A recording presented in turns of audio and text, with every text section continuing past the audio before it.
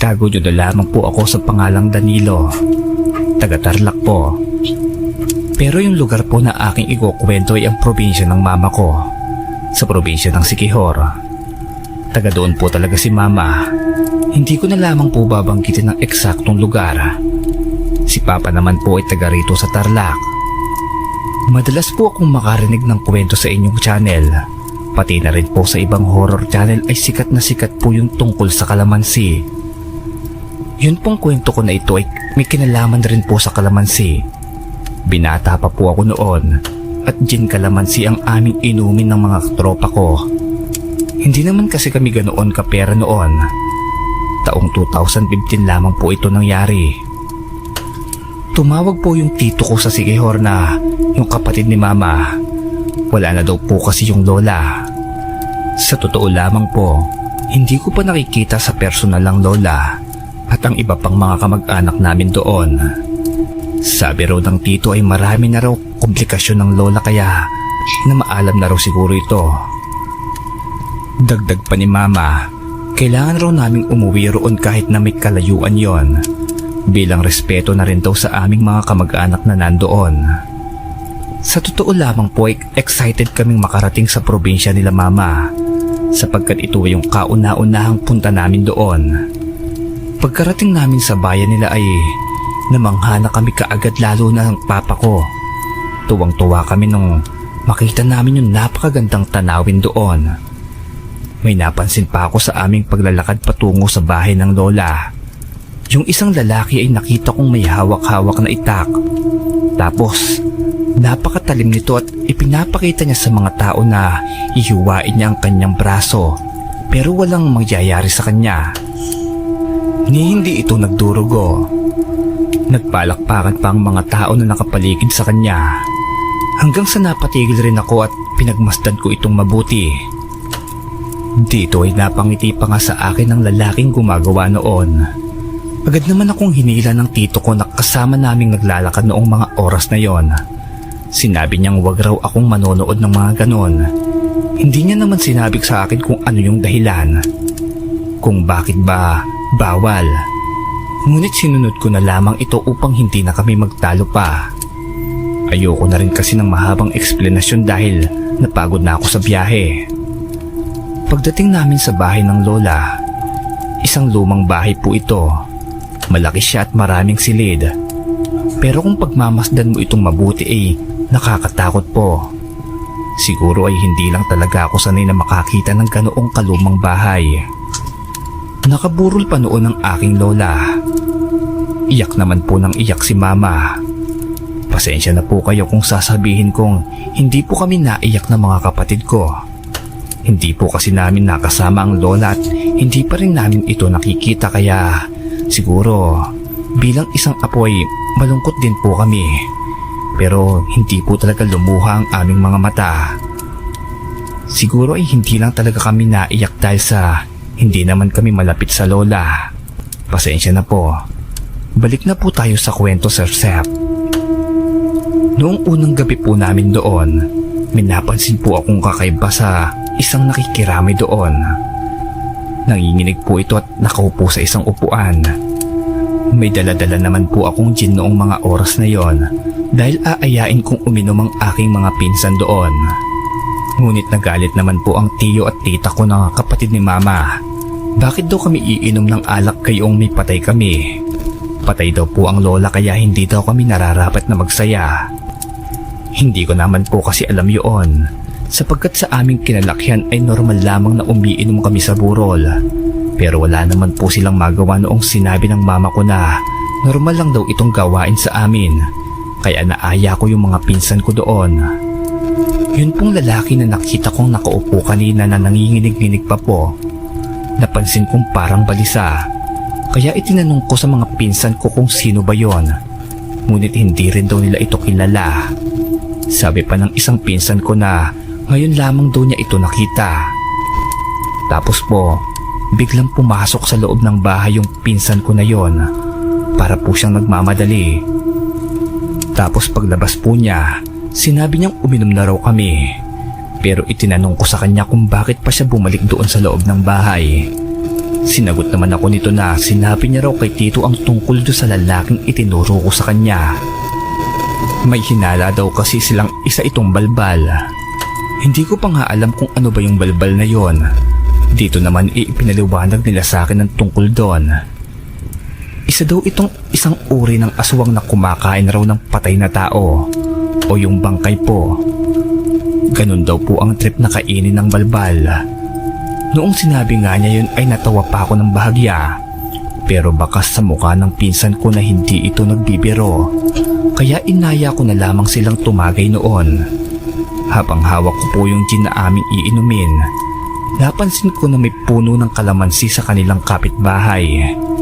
Sabi ko sa pinsan ko na mas masarap inumin yung gin kapag may halong kalamansi ito. Sabi nila ay bago raw ito sa kanilang pandinig pero susubukan raw nila ito. Kaya naghingi na po yung pinsan ko ng kalamansi sa kapitbahay nila. Doon po sa puno ng kapitbahay nila.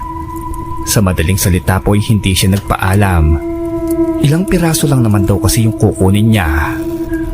Dito nga ay humanap na kami ng pwesto. Medyo malayo sa pinagpurulan ng lola. Yung pwesto namin, kung hindi ako nagkakamali ay puno iyon ng kalateris yun.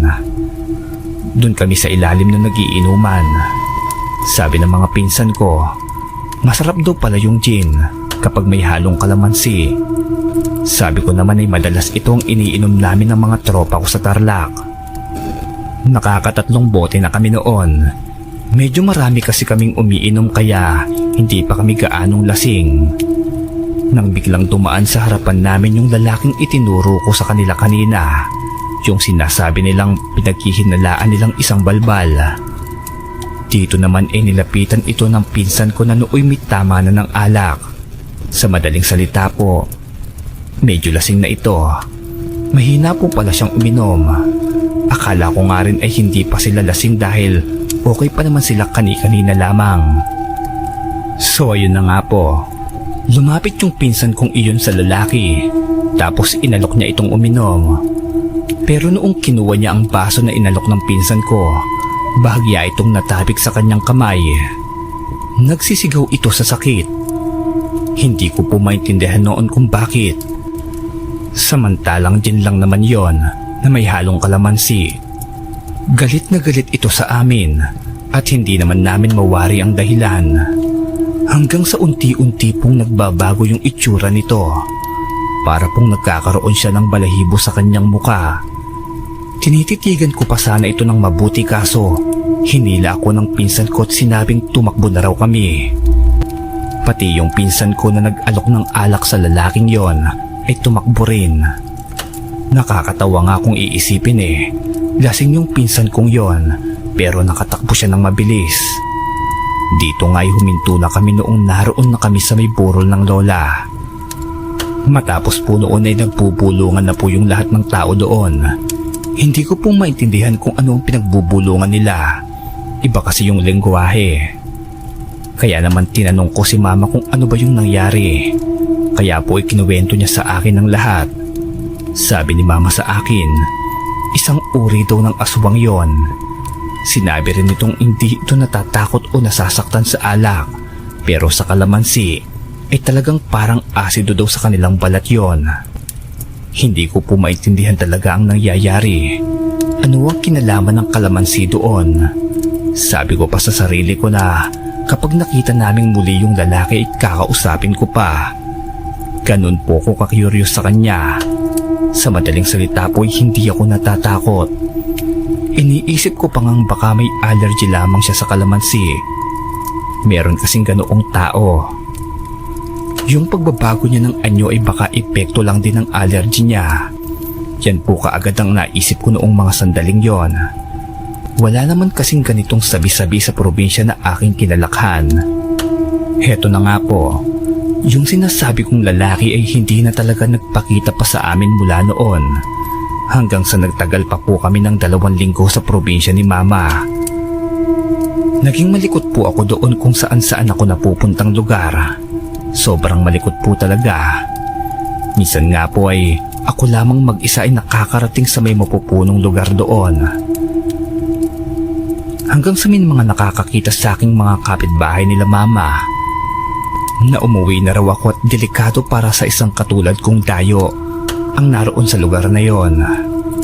Hindi ko po maintindihan pero talagang ayaw kong makinig sa kanila. Naghahanap kasi ako noon ng mga buko na pwede kong inumin. Tila kasi ay hinahanap-hanap ko po yung buko na madalas naming hanapin sa probinsya namin sa Tarlac kapag nasa mapupunong lugar kami. Magtatakip silim na pala noon. Kakahanap ko ng buko ay napalayo ako. Hindi ko na po alam ang daan pabalik. Sa madaling salita, naliligaw na po ako. Pinilit kong hanapin ang lalaking nakasalubong ko kanina, yung nagsabi sa akin na delikado raw para sa akin ang mapa rito. Kakahanap ko ng daan pabalik. Napunta ako sa isang ilog. Nasa tabing ilog na po ko noon. Sinusubukan kong baybayin ito upang makita ang tulay, yung tulay na pamilyar sa akin. Ngunit lumalalim na ang gabi. Wala pa rin pong tulay akong natatanaw. Hanggang sa napadpad po ako sa isang kubo na katabi lamang ng ilog. Nagbaka sakali akong may tao roon na tutulog sa akin. Pagkatok ko ng pinto, walang sumasagot pero siguradong may nakatira dito. Nakasindi kasi ang sulo o gasera sa loob ng kubong yon. Kahit wala pong paalam ay pumasok ako at sinilip ko po yung loob ng kubo na yon. Nang laking gulat ko na mayroon palang tao. Pero kalahati lamang po. Wala po yung pang-itaas niya. Parang baywang ng isang babae. Hindi ko na po ito pinagmasdan pa ng mabuti. Sobrang takot na po talaga ako kaya sumisigaw akong lumalabas ng kubo na yon. Tumakbo ako kaagad noon nang may narinig akong pagaspas sa itaas. Iniisip ko na kaagad na ang manananggal na madalas na maitampok sa mga nakakatakot na palabas sa TV. Baka yun nga yun ang tumatakbo sa aking isipan. Unti-unti akong tumingala sa itaas. Nang makita kong nakaharang sa liwanag ng buwan ang kalahating katawan ng manananggal na yon. Hindi nga ako nagkamali ng aking inaakala. Hindi po ako makagalaw sa aking kinatatayuan nang may narinig po akong sigawan ng mga tao. Maging yung manananggal ay napalingon din sa ingay ng mga taong yon. Dito nga'y umalis na kaagad yung manananggal at nagpakalayo-layo agad. Nang malapit na ang boses ng mga ito, napansin ko sila mama at papa na may hawak na flashlight. Nabuhayan na ako ng loob noon. Sabi sa akin ay dito raw ako itinuro ng nakasalubong kong lalaki kanina. Kaya hinanap daw nila ako kaagad. Pero hindi raw nila nakita yung manananggal na sinasabi ko. Pinipilit ko silang maniwala pero hindi po nila ako pinaniniwalaan. Sabi ko pa nga na naroon sa kubo ang kalahating katawan nito. Gusto sana nilang puntahan yon, pero si Papay sinabing mas mabuti kung uuwi na raw kami. Ayun na nga po, hanggang sa nakauwi na kami ng Tarlac at hanggang ngayon po ay dala-dala ko pa rin yung karanasan kong yon. Pasensya na kayo mga listeners kung masyado akong makulit, pero totoo talaga ito. Totoong nangyari sa aking buhay. Hanggang dito na lamang po yung kwento. Maraming salamat po sa inyo. Hindi ko sinasabing totoo ang pangyayaring ito pero hinihingi ko ang respeto nyo sa ating sender. Maraming salamat po sa inyo.